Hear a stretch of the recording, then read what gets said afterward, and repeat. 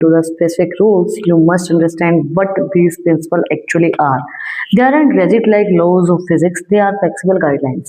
देखो, प्रिंसिपल्स को, रूल्स को समझने से पहले हमें एक चीज का पता लगाना है, एक चीज को जानना है, वो क्या है कि ये जो प्रिंसिपल्स है ये साइंस की तरह नहीं है। जैसे लॉ ऑफ मोशन है, लॉ ऑफ ग्रेविटी है, जो भी साइंस के अंदर लॉज होते हैं वो क्या होते हैं, वो रेजिड होते हैं, वो फिक्स होते हैं, वो उसी तरीके से काम करेंगे जैसे वो होते हैं, जैसे वो किए जाते हैं। बट ऐसा मैनेजमेंट में नहीं होता है। मैनेजमेंट के अंदर जो रूल्स रेगुलेशंस जो होते हैं वो according to the situation, according to the circumstances, according to the guidelines उसके अकॉर्डिंगली फॉलो किए जाते हैं। इट मीन्स ये फ्लेक्सिबल होते हैं, रेजिड नहीं होते, फिक्स नहीं होते कि भाई आपको इन्हीं रूल्स का यूज करना है, इसी तरीके से आपको करना है।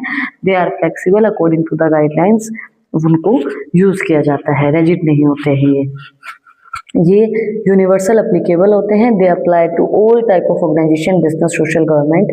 हर एक टाइप की ऑर्गेनाइजेशन के अंदर इनको अप्लाई किया जा सकता है, चाहे वो सोशल है, चाहे वो गवर्नमेंट की है, चाहे वो बिजनेस है। मैनेजमेंट हर जगह एप्लीकेबल होती है और उसके जो प्रिंसिपल्स हैं वो भी हर जगह एप्लीकेबल होते हैं।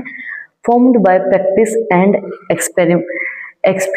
एक्सपेरिमेंटेशंस, ये जो है प्रैक्टिस और एक्सपेरिमेंटेशन से आते हैं कि भाई आपने अलग अलग एक्सपेरिमेंट किए, उससे आपको पता चला कि भाई ऐसे हो सकता है, इस तरीके से अगर हम काम करेंगे तो आसानी से होगा। ये ओवरनाइट डेवलप नहीं किए जाते कि भाई आपने आज कोई एक्सपेरिमेंट करने बैठे, वो आपका एक्सपेरिमेंट सक्सेसफुल हो गया और डन है बात, नहीं। They are not developed overnight in a lab, they come from years of observation. ये ईयर्स ऑफ ऑब्जर्वेशन से आते हैं।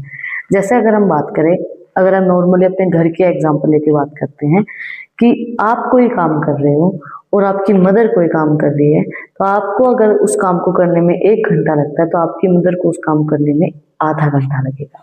ये चीज मैंने घर पे करके भी देखी है, ऐसा होता है क्योंकि दे हैव एन एक्सपीरियंस।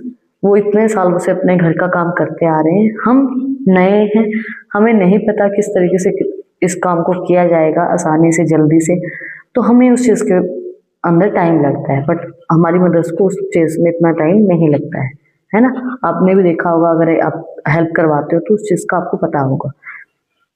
तो वो ऑब्जर्वेशंस और एक्सपेरिमेंटेशन से आते हैं, प्रैक्टिस से आते हैं। Then contingent, their applications depend upon the prevailing situation at a particular point in a time. जो एप्लीकेशंस होती है वो डिपेंड करती हैं उस सिचुएशन के ऊपर, उस पर्टिकुलर पॉइंट ऑफ टाइम के ऊपर कि क्या सिचुएशन है उस टाइम पे और किस तरीके से आपको उस चीज़ को अप्लाई करना है, क्या चीज़ें चल रही हैं, उसके अकॉर्डिंगली उस चीज़ को अप्लाई किया जाता है। और अब हमारा जो नेक्स्ट टॉपिक आता है, सबसे ज़्यादा इंपॉर्टेंट टॉपिक इस चैप्टर के अंदर से, वो आता है साइंटिफिक टेक्निक्स। बहुत बहुत ज़्यादा इंपॉर्टेंट टॉपिक है, इस चीज़ का ध्यान रखना, इसलिए मैंने इसके अंदर लिख भी रखा है।